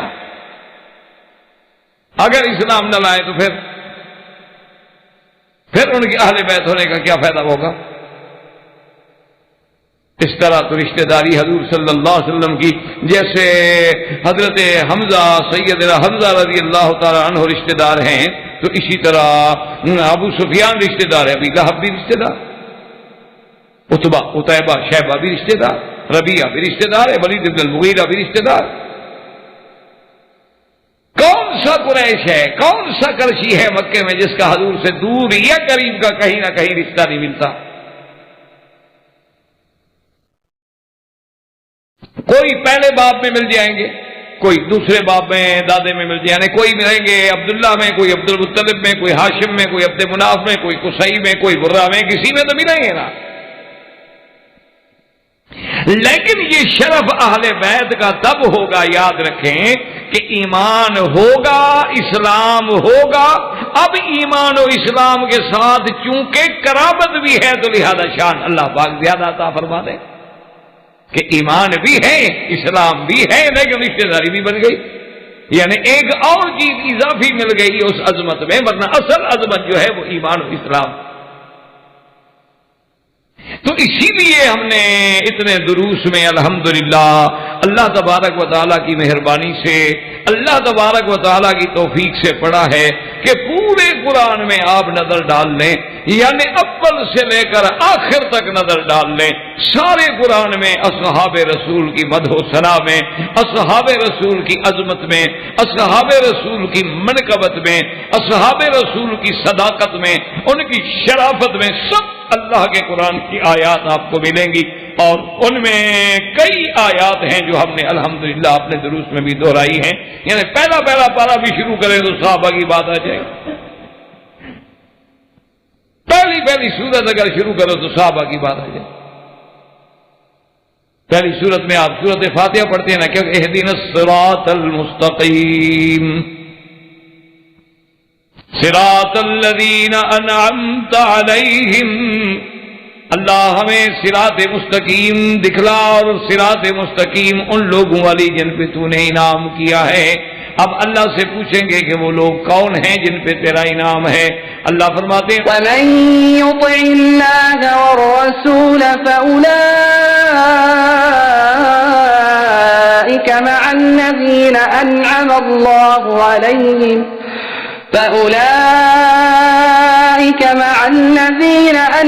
اللَّهُ عَلَيْهِم مِّنَ النَّبِيِّينَ وَالصِّدِّيقِينَ وَالشُّهَدَاءِ وَالصَّالِحِينَ وَحَسُنَ أُولَئِكَ رَفِيقًا۔ وہاں نبی کے بعد صدیق کا مقام آ گیا۔ صحابہ سے بڑا صالحین میں کون ہوگا؟ اسی طرح ذرا آگے چلیں تو اللہ فرماتے ہیں کہ ان سے جب کہا جاتا ہے کہ اذا قیل لهم آمنوا کما آمن الناس، تو آمن الناس کون ہے؟ صحابہ۔ فَإِنْ آمَنُوا بِمِثْلِ مَا آمَنْتُمْ بِهِ فَقَدْ اهْتَدَوْا، اگر یہ اسی طرح ایمان لے آئیں جس طرح تیرے صحابہ ایمان لائے پھر ہدایت ملے گی۔ اسی طرح اللہ تبارک و تعالی نے فرمایا میرا محبوب ہم تیرے دین کو غالب کر دیں گے، اور تیرا دین جب غالب ہوگا تو کون تیرے ساتھ ہے؟ محمد الرسول اللہ۔ پہلے فرمایا لِيُظْهِرَهُ عَلَى الدِّينِ كُلِّهِ وَكَفَى بِاللَّهِ شَهِيدًا محمد الرسول اللہ والذین معه۔ اللہ نے فرمایا میرے محبوب تیرے دین کو سارے ادیان پہ ہم غالب کر دیں گے، اور اللہ کی شہادت کافی ہے۔ کس نبی کے دین کو میرا اللہ غالب کر دیں گے؟ لوگ اگر صرف نبی کا نام آتا تو کہہ سکتے تھے ہمارا نبی مراد ہے، اس لیے اللہ نے نام لے لیا کہ جس کے دین کو ہم نے غالب کرنا ہے اس کا نام بھی پڑھ لو، محمد الرسول اللہ۔ اچھا میرا اللہ اس کے دین کو جو غالب کریں گے تو وہ غالب کرنے والے کون ہوں گے؟ فرمایا والذین معه، غالب کرنے والے تو وہ ہوں گے جو میرے مدنی محمد کے ساتھ ہیں۔ کون؟ صحابہ۔ کہیں اللہ تبارک و تعالی نے فرمایا کہ میرے محبوب یہ وہ لوگ ہیں جن کے دلوں کا میں نے امتحان کر لیا ہے، اولئک الذین امتحن اللہ قلوبہم للتقوی، اور کہیں اللہ پاک نے فرمایا یہ وہ لوگ ہیں الذین اخرجوا من دیارہم، جن کو ان کے گھروں سے نکالا گیا اور ہجرت کرنی پڑی۔ کون؟ صحابہ۔ اور ہجرت کرنے والے کون ہیں؟ والسابقون الاولون من المہاجرین والانصار۔ کون؟ صحابہ۔ الذین آمنوا وہاجروا وجاہدوا فی سبیل اللہ، وہ جو میرے مدنی پہ ایمان لے آئے، ہجرت کی، جہاد کیا۔ کون تھے؟ صحابہ۔ اسی طرح فرمایا ان اللہ اشتری من المؤمنین انفسہم واموالہم بان لہم الجنہ، اللہ نے فرمایا میں نے سودا کیا مومنوں سے کہ آؤ جنت لے لو، کس کے بدلے میں کہ جان دے دو۔ یقاتلون فی سبیل اللہ فیقتلون ویقتلون وعدا علیہ حقا، یہ کون تھے؟ صحابہ۔ یعنی سارے قرآن مقدس کے آیات مبارک کو کھول کے آپ دیکھ لیں، یعنی ہر جگہ اللہ نے صحابہ کی ایمان پہ، ان کی عظمت پہ، ان کی صداقت پہ، ان کی حضور سے معیت پہ اللہ نے عرش سے مہریں لگا دی ہیں۔ اب اگر دلوں پہ مہریں لگ گئی ہوں اور صحابہ کی بات سمجھ نہ آئے تو یہ ہماری بدقسمتی ہے، ورنہ تو یہ اتنا بڑا واضح مقام ہے صحابہ کا کہ ذرا سا عقل سلیم ہو، ذرا سا قلب سلیم ہو تو مقام صحابہ جو ہے فوراً اللہ کی رحمت سے دلوں میں اتر سکتا ہے۔ لیکن مشکل کیا ہوتی ہے کہ کچھ لوگوں نے کچھ پھیرا کے باتیں لانے، کچھ پھیرا کے ذائقہ نے، پھیرا کے دال لانے کو صحابہ کی تصویر بگاڑ، اور ہم میں بعض لوگ جو ہے اس بگڑی ہوئی تصویر سے دھوکہ کھا۔ جیسا کہ ایک تاریخی واقعہ ہے، اللہ عالم اس کی صداقت کا، اس کی حقیقت کا کیا ہے، صرف بات سمجھانے کے لیے علماء بعض اوقات ایسے واقعات کا ذکر کر دیتے ہیں کہ مقصد تو ہمیں اپنی بات سمجھانی ہے نا۔ وہ کہتے ہیں کہ ایک بادشاہ کے بیٹے کی شادی کا ارادہ تھا، تو بادشاہ نے خواہش کا اظہار کیا کہ اپنے بیٹے کے لیے ہر آدمی چاہتا ہے کہ کوئی اچھی لڑکی تلاش کی جائے. وہ تو بادشاہ. ایک آدمی نے تعریف کی کہ بادشاہ سلامت، فلاں جو آپ کا مصاحب ہیں، آپ کی محفل میں آنے والے بیٹھنے والے، ان کی لڑکی بڑی حسین ہے، جمیل ہے، اور پھر عالمہ ہے، عابدہ ہے، زاہدہ ہے، صالحہ ہے، قانتہ ہے، وہ مومنہ ہے. وہ تو بہت نے جناب تعریفیں کی. بادشاہ خوش ہو گئے، مطمئن ہو گئے. ان نے اس کے باپ کو جب موقع ملا تو بات کی. تو اب بادشاہ پیغام دے رہا ہے، بادشاہ کا بیٹا ہے، کون انکار کرتا ہے؟ اس نے کہا جی ٹھیک ہے، اگر آپ کو تسلی ہے تو بہتر تو یہی ہوتا ہے دنیا میں کہ بھئی ذرا خواتین کو بھیج کے بچی کو دیکھ دیا جائے، یا پھر آپ کی بچی ہے آپ کہیں تو ہم محل میں بھیج دیتے ہیں تاکہ بعد میں کوئی الجھن اور پریشانی نہ ہو. اسلام بھی اجازت دیتا ہے. بادشاہ نے کہا کہ نہیں بھائی مجھے اعتماد ہے، بس ٹھیک ہے میں نے رشتہ قبول کر لیا. بیٹے سے کہا کہ اب بیٹا کیا کرے، بادشاہ زبان دے چکا ہے.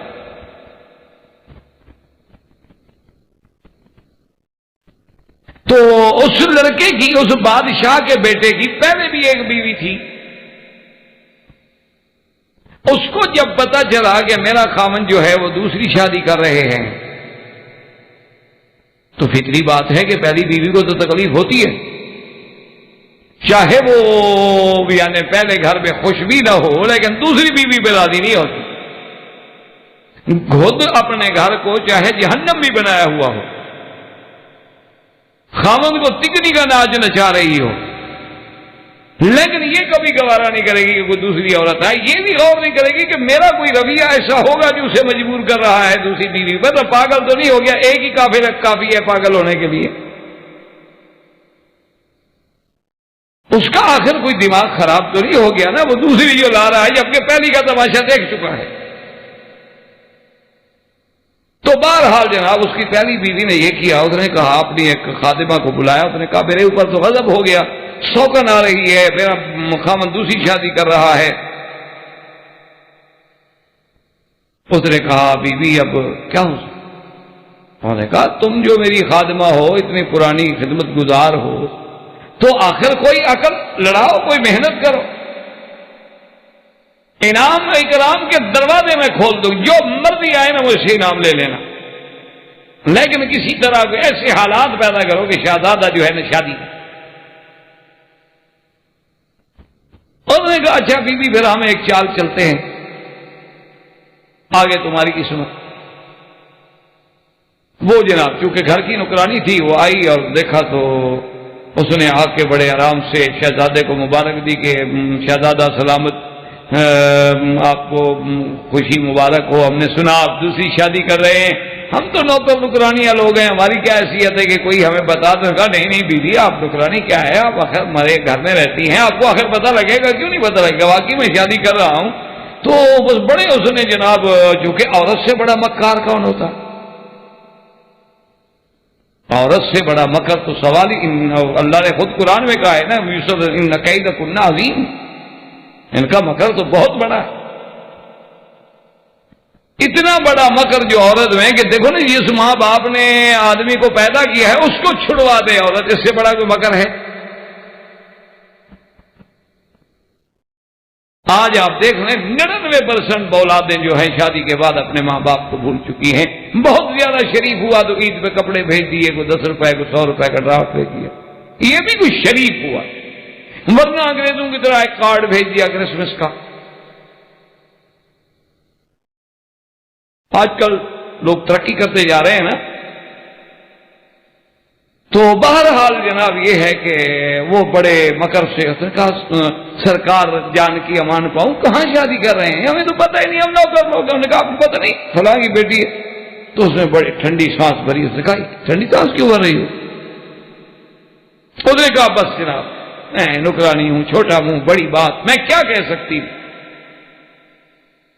اس نے کہا کہ نہیں کہو. اس نے کہا سر میں کیسے بات کر سکتی ہوں، کہ نوکرانی کا کیا طاقت ہے؟ اس نے کہا نہیں بات کرو. اس نے کہا مجھے جان کی امان دیں گے، آپ میرے بعد راز کو نہیں کھولیں گے؟ اس نے کہا کہ نہیں. اس نے کہا جناب وہ لڑکی تو اتنی کوڑی بد شکل ہے، اس کے تو دانت باہر نکلے ہوئے ہیں، بالوں سے گنجی ہے، منہ پہ اس کو چیچک کے داغ ہیں. اس کو تو گھر والا کوئی رشتہ دار قریبی لیتا ہی نہیں تھا. پتہ نہیں تمہارے باپ کو کیا ہو گیا، دیکھا ہی نہیں. تم نے دیکھا کسی کو بھیجا تھا دیکھنے کے لیے بیگم؟ انہوں نے کہا دیکھا تو نہیں. انہوں نے کہا جناب اللہ معاف کرے، اس کے تو بدن سے بو آتی ہے، ہماری تو ہمسائی ہے، ہم تو جاتے رہتے ہیں. آپ شہزادہ سر پکڑ کے بیٹھ گئے. کہا یار کہاں قسمت پھوٹ گئی. شادی اچھی ہوئی کہ تو شادی سے پہلے ہی دماغ خراب ہو گیا. اب کیا کر؟ تو اس نے کہا کہ بیوی یہ بات اگر ہے تو اب بتائیں میں کروں کیا؟ اس نے کہا کہ جی بس چھوڑ دیں. اس نے کہا دیکھو میرا باپ زبان دے چکا ہے اور یہ بادشاہوں کے وعدے ہوتے ہیں، ایک بچوں کا کھیل نہیں ہوتا. ساری زندگی کے لیے یہ تو ہو سکتا ہے کہ باپ مجھے چھوڑ دے،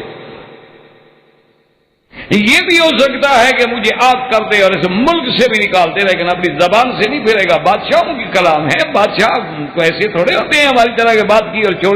بات کہہ دی تو کہہ دی، پھر نبھانا ہوتا ہے. اللہ نے جو عزت دی ہے، بادشاہوں کو عظمت دی ہے، تو پھر اپنی زبان کا پاس بھی تو دیا ہے. اس نے کہا شادی تو مجھے کرنی پڑے. ہاں البتہ یہ ہو سکتا ہے، تم نے اچھا کیا کہ مجھے بتا دیا. شادی تو میں کر لیتا ہوں، لیکن یہ ہے کہ بس نام کی بیوی ہے، رہے گی اپنے مکان پہ پڑی رہے گی. کون سے ہم بھوکے ہو جائیں گے، ایک عورت اور کھاتی رہے گی. لیکن میں اس کے کمرے میں قدم نہیں رکھوں گا. ایسی بلا کے پاس میں نے جانا ہے جس کی یہ شکل ہو. اور میری پہلی بیوی آپ نے دیکھا چاند کی طرح خوبصورت ہے. انہوں نے کہا اسی لیے تو سرکار میں حیران ہوں نا کہ اتنی خوبصورت بیوی کو چھوڑ کے آپ کو کیا بلا پڑی کہ اس کو لے رہے. خیر جناب قصہ مختصر کی شادی ہو گئی اور بادشاہ نے اہتمام کیا شہزادے نے کہ جو ہی میں حجرہ عروسی میں قدم رکھوں نا جی تو نوکرانیوں کو پابند کر دیا گیا کہ فوراً بجلی بند کر دیں، اندھیرا ہو. اور جو اندھیرا ہو بادشاہ دوسرے کمرے سے نکل کے اپنے کمرے میں چلا جائے، وہ بیچاری دلہن اپنے کمرے میں بیٹھی رہے. اور صبح کو تو بادشاہ آئے ہی نہیں گھر میں. اور حکم ہے کہ کیونکہ بیوی بدصورت ہے، پہرے لگ گئے کہ کوئی اور بھی اس کو نہیں دیکھ سکتا نہ جا سکتا ہے. کہ لوگ کہیں گے دیکھو ایسی بدصورت بہو لے آئے. تو خیر اتنا عرصہ ہو گیا، جب کئی دن گزر گئے، 15 دن 20 دن. اب نوجوان شادی ہے، لڑکی ہے، اس کا شوہر ہے، اس کے جذبات ہوتے ہیں، وہ اسی راتوں کو شمار کرتے کرتے جوان ہوتی ہے. تو اب وہ خاوند اس کے قریب ہی نہیں آتا. اس نے کہا یہ تو غضب ہو گیا، بات پتہ نہیں کیا ہو گئی. اس نے پھر معلومات کی ہے کہ بادشاہ کیا کرتا ہے. انہوں نے کہا جی آج کل تو کچھ بھی نہیں کرتا، سارا دن یہ محل کے ساتھ باغ ہے بس اسی میں بیٹھا رہتا ہے، یا شعر پڑھتا رہتا ہے، گاتا رہتا ہے، روتا رہتا ہے. وہ اس کو تو صدمہ ہو گیا نا بھائی. تو اس نے کہا اچھا چلو ٹھیک. تو اس نے جناب اپنی نوکرانیوں کو کچھ راز میں لیا اور اس کے بعد ایک عام سادہ سی مالن کا روپ دھارا اور پھولوں کے گجرے بنا کے اور ایک مالن کے روپ میں ہلکا سا پردہ کر کے تو شہزادے کے سامنے چلی گئی اور کہا کہ آپ کے لیے پھول بنا کے لائے. کون ہو؟ اس نے کہا مالن ہوں، پھول لائی ہوں اگر لے لیں. بادشاہ نہیں ہو دیکھا ہو تو دیکھتے ہی رہ گیا کتنی خوبصورت مالن. اس نے کہا یہ سارے پھول رکھ لو، کتنے پیسے لوگے؟ اس نے کہا شہزادہ ہے آپ، بادشاہ آپ سے کیا پیسے لینے ہیں، آپ ہی کے لیے تو بنائے ہیں، ساری محنت آپ کے لیے تو میں کر رہی ہوں. اور نے کہا اتنا انعام و اکرام دے دو. اس نے کہا یہ تم پہلے تو میں نے کبھی نہیں دیکھا، آج تو میں آئی ہوں. نے کہا جی پسند تو مالی لوگ ہیں، کبھی اس شہزادے کے گھر میں چلے گئے، کبھی اس شہزادی کے گھر میں چلے گئے، جا کے پھول پیش کر آئے. اس نے کہا دیکھو اب کسی کے گھر میں نہ جائے کہ روزانہ پھول بنا کے مجھے رشتے. انہوں نے کہا اچھا ٹھیک. اس نے دوسرے دن بھی پھول دیے. اب تھوڑا سا پردہ اور نیچے کر لیا ہے تو خامد کیا کہ کیا پردہ کرنا تھا اس بیچاری نے. تیسرے دن تھوڑا اور کر دیا اور بادشاہ جوں دیکھتے جا رہے ہو تو اور پاگل ہو رہے ہیں کہ کمال ہے یہ اتنی خوبصورت مالن ہے، اس بیوی سے تو بہتر ہے میں سے شادی کر لیتا. تو ایک دن اتفاق ایسا ہوا کہ اس نے وہ جو پھول بنائے تھے نا اس کا ایک باریک سا دھاگا جو ہے انگلی میں بھی اس نے لپیٹ رکھا تھا. اور جناب وہ جب بادشاہ کو کہا یہ لے لے یہ لے، اس نے کہا نہیں مجھے تو یہ گجرا دیں، یہ بڑا اچھا ہے. اس نے جو کھینچا نا تو اس دھاگے نے کاٹ دیا اور خون جب نکلا تو اس نے رونا لگی تو بادشاہ نے جلدی سے اٹھ کے شہزادے نے اپنا جیب سے رومال نکالا اور اس کو پٹی باندھ دی اور پیسے دے دیے اور پھول لے لیے، وہ چلی گئی۔ اتفاق ایسا ہوا کہ اب جب رات آئی جناب، تو رات کو جب شہزادہ کا وقت تو جانتی تھی کہ اس وقت آتا ہے، میرے کمرے سے گزرتا ہے پھر دوسرے کمرے میں غائب ہوتا ہے، وہ دروازے میں چھپ کے کھڑی ہو گئی اور جو بادشاہ گزرنے ہاتھ لگا تو اس نے چیخ ماری، کہا کون ہو تم، کیوں رو رہی ہے؟ اس نے کہا ناراض نہ ہوں، زخم دکھا ہے۔ کہا زخم کیوں؟ کیا زخم؟ کون ہو تم؟ اس نے کہا جی آپ کی خادمہ ہوں۔ یہ کیا زخم ہے؟ اس نے کہا بس وہ ذرا دھاگا لگ گیا تھا۔ اس نے کہا دھاگا کیسے لگ گیا تھا؟ اس نے کہا شہزادے کو پھول دے رہی تھی۔ کہا شہزادے کو پھول دے رہی؟ کون ہو تم؟ اس نے کہا سرکار مالن ہوں۔ اس نے کہا مالن اور میرے شاہی محل میں؟ بتی جلاؤ۔ غصہ آ گیا شہزادہ نے کہا بتی جلایا، دیکھا اس نے کہا تم کون ہو؟ اس نے کہا جی آپ کی بیوی ہوں۔ اور کون؟ اس نے کہا یہ سارا کچھ کیا کیا مجھے؟ انہوں نے کہا جی میری تصویر جو بگاڑ دی گئی تھی تو میں آپ کو بری لگی دیکھنے کی، تو آپ نے بھی کبھی کوشش کی؟ تو اصل مصیبت یہ ہے کہ جن کے دلوں میں صحابہ کا بغض بھر دیا گیا ہے، صحابہ کی تصویر بگاڑ دی گئی ہے، اب اصل تصویر دیکھنے کے لیے ان اللہ کے بندوں کو یا وقت نہیں ملتا یا فرصت نہیں ملتی یا ذہن تیار نہیں ہوتے۔ اب دیکھیں نا، یہ اصولی بات ہے، کسی بندے کو یہ کہا جائے کہ فلاں فلاں صحابہ نے حضور پاک صلی اللہ علیہ وسلم کا میراث ہضم کر لیا، غصب کر لیا، حضور کی جائیداد کھا گئے۔ کوئی آدمی یہ تصور پیش کرے نعوذ باللہ ثم نعوذ باللہ کہ حضور کی بیٹی کو محروم کر دیا۔ کوئی آدمی یہ تصور پیش کرے کہ جب حضرت علی بیعت کرنے کے لیے نہ آئے تو حضرت ابو بکر نے حضرت عمر کے ایک رشتہ دار تھے، ان کا نام کنفذ تھا، ان کنفذ کو حکم دیا کہ عمر تم اور کنفذ جاؤ اور حضرت علی کو لے آؤ کہ میری بیعت کریں۔ تو حضرت عمر کنفذ کو لے کے گئے اور حکم دیا کہ لکڑیوں کے گٹھے بھی اٹھا لو، لکڑیوں کے گٹھے بھی اٹھا لیے اور حضرت علی کے دروازے پہ جا کے حضرت علی کے گھر کو آگ لگا دی۔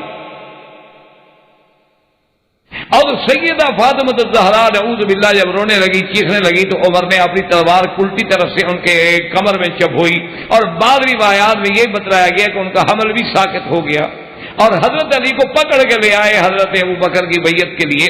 جب یہ نعوذ باللہ ایسی تصویر دکھائی جائے تو کوئی شریف آدمی برداشت کرے گا ان سے محبت کرنے کے لیے؟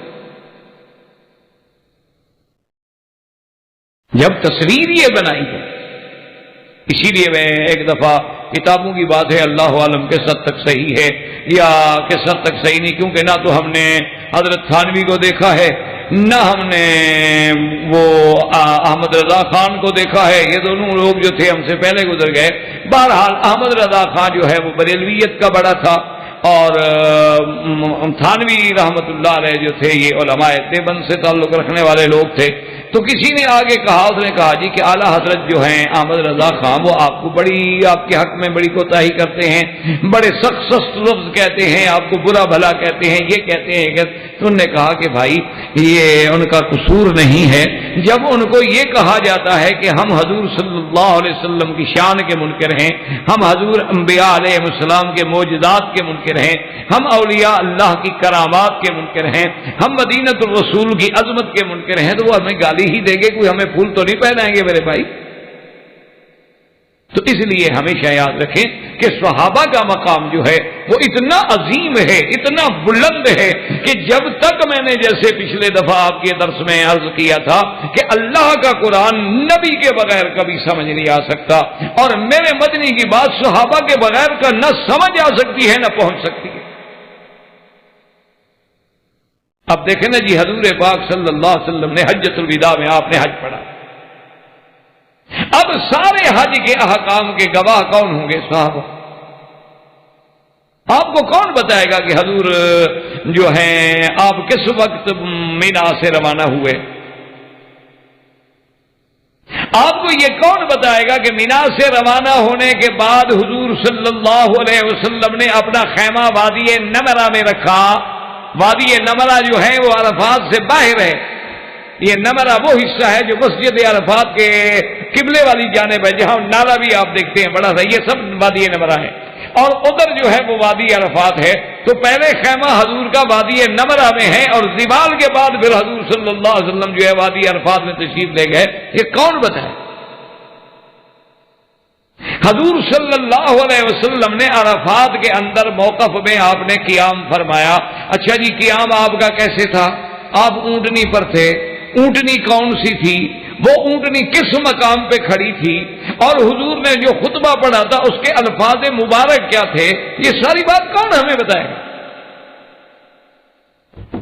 ٹھنڈے دل سے بات کو سوچیں اور سمجھیں۔ اب دیکھیں مثلا عرفات کا روزہ ہے، حدیث میں آتا ہے کہ جو آدمی عرفات کے دن کا روزہ رکھے اللہ پاک اس کو 2 سال یعنی 1 سال پہلے کے اور 1 سال آنے والے گناہوں کا بھی کفارہ بن جاتا۔ اتنا بڑا ثواب ہے 1 دن کا روزہ اور 2 سال کا فائدہ۔ اسی لیے ہم تو بڑے غافل ہیں نا، یہ عرب لوگ الحمدللہ، اللہ ان کو جزائے خیر دے۔ ان میں ہم نے دیکھا، آپ دیکھیں نا، اب حرم میں جائیں، سوموار کا دن ہو، جمعرات کا دن ہو، آپ کو اسی طرح سفرے لگے ہوئے نظر آئیں گے جیسے رمضان میں نظر آتے۔ کیوں؟ لوگ روزے سے۔ اسی طرح آپ دیکھ لیں کہ لیالی البید ہے، 13، 14، 15 سب آپ کو لوگ روزے سے نظر آئیں گے۔ اسی طرح آپ دیکھ لیں کہ جیسے ہم تو رمضان کا روزہ یعنی عید کی انتظار میں ہوتے ہیں نا، عید کرنے کے بعد تو یہ سمجھتے ہیں نا کہ وہ جو ہم نے بوجھ اٹھایا ہوا تھا یار خدا کی شکر ہے اتر گیا، اب کل سے تو کھانے پینے کے پروگرام بناؤ نا، کوئی پکنک کا، کوئی انجوائے کریں، کوئی باہر جائیں، کوئی باربیکیو کو، کوئی شکو قصے کو، کہانیاں۔ تو مجال ہے کہ شوال کے روزے رکھیں، الا من ہداہ اللہ، مگر وہ جن کو اللہ تبارک و تعالی نے ہدایت دی۔ لیکن عرب سوال نہیں پیدا ہوتا کہ 6 شوال کے روزے چھوڑے۔ کیوں؟ وہ سمجھتا ہے کہ یار 6 روزے رکھنے سے سارے سال کے روزے ملتے ہیں، تو میرا دماغ خراب ہو گیا کہ میں 6 دن کے روزے رکھ کے سال کے روزے چھوڑ دوں، کہ جب میں نے 6 روزے رکھنے ہیں صرف 30 وہ ہو گئے، 10 کا اجر ملے گا، 300، 6 کے 60، 360 دن کے بدلے روزے ہو گئے، تو 6 دن کے روزے چھوڑ کر میں سارے سال صیام الدہر کا ثواب کیوں نہ حاصل کروں؟ وہ ایسے بے وقوف نہیں ہے، فوراً 7 من شوال کے روزے رکھیں گے۔ تو اسی لیے اب یہ ہے کہ اب ایک مسئلہ پیدا ہو گیا کہ یوم عرفہ کا روزہ اتنا بڑی فضیلت والا ہے، اب دیکھنا یہ ہے کہ کیا حضور روزے سے ہیں یا نہیں ہیں۔ اچھا، اب کون جرت کرے جناب حضور سے جا کے پوچھنے کی کہ حضور آپ کو روزہ ہے؟ یہ تو ہم بے ادبی کر سکتے ہیں، صحابہ تو باادب تھے، وہ تو حضور کے سامنے ایسے بیٹھے ہوتے تھے، صحابہ کہتے ہیں کأنما علی رؤوسنا الطیور، ایسے معلوم ہوتا تھا جیسے ہمارے سروں پہ پرندے بیٹھے، ہم ہلیں گے تو پرندے اڑ جائیں گے، بالکل ایسے ادب کے ساتھ بیٹھتے تھے کہ حتیٰ کہ کہتے ہیں کہ کانا ینظران الیہ وکانا ینظر الیہما، کہ صحابہ کی اتنی بڑی جماعت میں صرف یہ شان ابو بکر عمر کی تھی کہ جو سر اٹھا کے حضور کے چہرے کو دیکھتے تھے، اور حضور بھی صرف ان 2 کی طرف دیکھتے تھے اور تبسم فرماتے تھے، کسی کو یوں نظر اٹھا کے دیکھنے کی بھی ضرورت نہیں ہوتی۔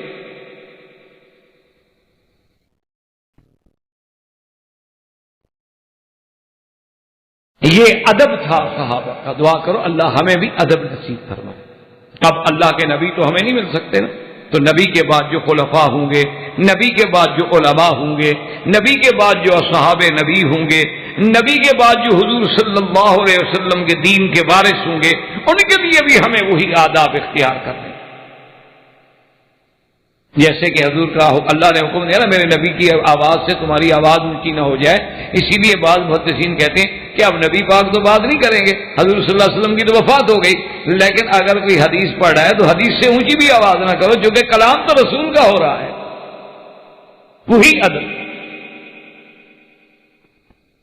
اور آج ہماری بدقسمتی ہے کہ نہ ماں باپ کا ادب رہا، نہ استاد کا رہا، نہ قرآن کا رہا، نہ دین کا رہا، نہ اللہ کے کعبے کا رہا۔ بے ادبی اتنی ہمارے گڑھ بن گئی ہے کہ اللہ پاک رحمت فرمائے۔ بس اللہ سے دعا کیا کریں کہ اللہ ہم سب کو صحیح معنی میں قرآن و سنت کا اور اللہ اپنے رسول پاک کا، عربی صلی اللہ علیہ وسلم، صحابہ اہل بیت کا ادب نصیب فرمائے۔ تو آپ دیکھیں کہ جناب اس مسئلے کو حل کون کرے گا؟ صحابی۔ کہ بی بی ام سلمہ نے جو حضور کی بی بی ہیں، انہوں نے کیا کیا؟ انہوں نے ایک پیالہ دودھ کا بھر کے پانی ملا کے حضور کو بھیجا۔ اب دیکھیں بی بی ہے اور کمال ہے عقل کا، فہم کا کمال ہے۔ ہم تو یہی سمجھتے ہیں نا دودھ کا پیالہ بھیج دیا وہ ٹھیک ہے، لیکن بیوی کا کمال ہے پانی نہیں بھیجا، دودھ بھیجا، کیونکہ دودھ ایک ایسی نعمت ہے جس کے بارے میں حضور کا حکم ہے کہ رد نہ کرو۔ کوئی آدمی دودھ پیش کرے تو یہ نہ کرو کہ نہیں جناب میں نہیں پیتا، اس میں فیٹ ہوتا ہے، کیلوریز بڑھ جاتے ہیں، کیونکہ ہمیں تو ہر اس کام کی مخالفت کرنی ہے نا جو نبی کا حکم ہے۔ حضور نے فرمایا سنت ہے سرما پہنو گے، توبہ، اب آپ نے تو سرما عورت کے لیے رکھا ہے نا، مرد کے لیے تو سنت رہی نہیں نہ۔ یہ جتنے عرصے تک یہ آپ کی دوائیں ایجاد نہیں ہوئی، کیا خیال ہے آپ کو سب اندھے ہوتے تھے لوگ، سرما پہننے والے سب اندھے ہو جاتے تھے۔ سیسا جو ہوتا ہے اس میں نئی تحقیق ہو گئی ہے نا، اس میں سیسا ہو، تو جتنے لوگ سرما پہنتے تھے، حضور تو سفر میں حضر میں ہر وقت سرما ساتھ ہوتا تھا۔ اور اللہ کا نبی کہتا ہے کہ یجل البصرہ، اللہ کا نبی کہتا ہے کہ یہ اسمت کا سونا جو ہے تمہاری آنکھ کی نظر کو تیز کرتا ہے، تمہارے پتیوں کو، آنکھوں کی پپلیاں ان کو بڑھاتا ہے اور صاف کرتا ہے۔ اور ایک آدمی کہے کہ نہیں جناب یہ آنکھ خراب کرتا ہے، تو ہم نبی کی بات مانیں یا نئی تحقیق کی بات مانیں؟ ہاں یہ الگ بات ہے کہ سرمے بیچنے والے ہمارے بھائی ہیں، وہ سرمے کے بجائے کو پتھر بیچ دیتے ہوں، تو یہ تو پھر ہماری ایمانت دیانت کا مسئلہ ہے، سرمے کا تو قصور کوئی نہیں نا، کہ ہم نے اپنی دکانداری بنانے کے لیے کبھی تو جیسے ہمارے وہ بریلوی طبقہ ہے نا، وہ کہتے ہیں جناب یہ سرما جو ہے نا وہ ہے اصل میں یہ کوہ طور والا سرما ہے، ہم وہاں سے لائے ہیں۔ اللہ پاک نے جب تجلی فرمائی تھی نا، وہ کہتے ہیں سارا پہاڑ سرمے کا بن گیا تھا، وہاں سے پھر یہ سرما اٹھا کے یہ لے آئے بیچارے۔ وہ یوں آگے بڑھ گئے ہیں اور بعض لوگوں نے پتھر بیچنا شروع کر دیا ہے، یہ الگ بات ہے۔ تو اب بات سمجھیں کہ یہ تھا علم، فقاہت، یہ تھا تفقہ کہ بی بی نے بجائے کوئی چیز بھیجنے کے دودھ بھیجا۔ کیوں؟ اگر پانی حضور پہ بھی نہیں پیتا تو بات تو پھر بھی نہیں کھلے گی نا، یا آپ کیا مجھے پیاس نہیں ہے، یا آپ کیا مجھے ضرورت نہیں ہے، تو مسئلہ تو حل نہ ہوا۔ دودھ ایک ایسی چیز ہے کہ رد نہیں کی جا سکتی، جیسے خوشبو ہے، حضور نے فرمایا خوشبو اگر کوئی پیش کرے تو رد نہ کرو، اطیب لا یرد۔ یا کسی نے پھول پیش کر دیا، اور لطف کی بات دیکھیں، یعنی کہ کافروں نے ابھی تک پھولوں کی محبت نہیں چھوڑی۔ وہ ہسپتال میں آئیں گے، بڑے سے بڑا رشتہ ہو تو پھول لائیں، وہ باقاعدہ پھولوں کے گلدستے بنے ہوئے اور پھولوں کے جناب ہر چیز بڑی خوبصورت سی بنائی ہوئی، اور کسی کی وہ خوشی میں جائیں گے، کسی کے مبارکبادی کے لیے جائیں گے، وہ پھول لے کے جائیں گے، اور ہم لوگ کیا لے کے جائیں گے؟ مٹھائی چلی، کیونکہ ہم تو 11ویں کے مارے ہوئے ہیں نا، ہم نے تو مٹھائی کھانا کھلانا ہے نا، ہم کیا کریں اگر کہاں جائیں؟ ہمیں جو گھٹی ڈالی ہے ماں باپ نے، ہم نے تو وہی اسی پہ رہنا ہے نا، کدھر جائیں ہم؟ اللہ کے بندے اندر۔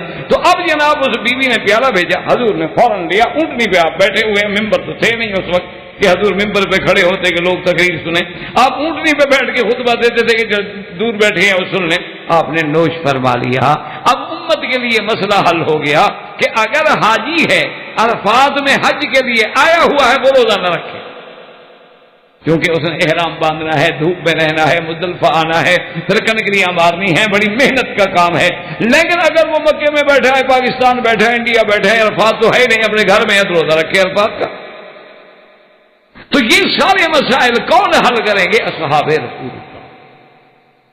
اور آج جو ہم نے آیت مبارک تلاوت کی ہے وہ یہ ہے کہ حضور صلی اللہ علیہ وسلم کے زمانے میں منافقین نے کچھ یہ کیا کہ وہاں پر پروگرام یہ بنایا کہ ہماری بات کھل جاتی ہے، ہم اپنی بات کو پردہ ڈالنے کے لیے ایک مسجد بنا دیتے ہیں، اور بظاہر ہم یہ کہیں گے کہ جناب اپنے گھر کے قریب مسجد ہوگی تاکہ ہماری ہر جماعت کے ساتھ نماز ہو، مسجد میں آنا جانا ہو، اور اسی مسجد کو ہم ڈھال بنائیں گے کہ وہاں ہمارے اجتماعات ہوں گے، وہاں ہماری میٹنگز ہوں گی، اور وہاں بیٹھ کے ہم مشورے کریں گے، اور وہی یہود کا کوئی بڑے سے بڑا عالم جو ہے وہ مسلمانوں کے روپ میں رکھ لیں گے، جو ہمیں اپنا دین بھی سمجھائے گا اور حضور کے خلاف باتیں بھی بتلائے گا اور تیار بھی کرے گا۔ تو اس پروگرام کو بنا کے مسجد بنائی گئی، اور ساتھ یہ بھی طے کر دیا گیا کہ جب حضور پاک تشریف لے آئیں، غزوے سے واپس آئیں، تو سب سے پہلے حضور کی خدمت میں جا کے ریکویسٹ کی جائے کہ حضور مہربانی فرمائے افتتاح تو آپ کر دیں۔ احباب کرام، اس کے بعد اب آپ اس مبارک سلسلے کی CD نمبر 6 سماعت فرمائیں۔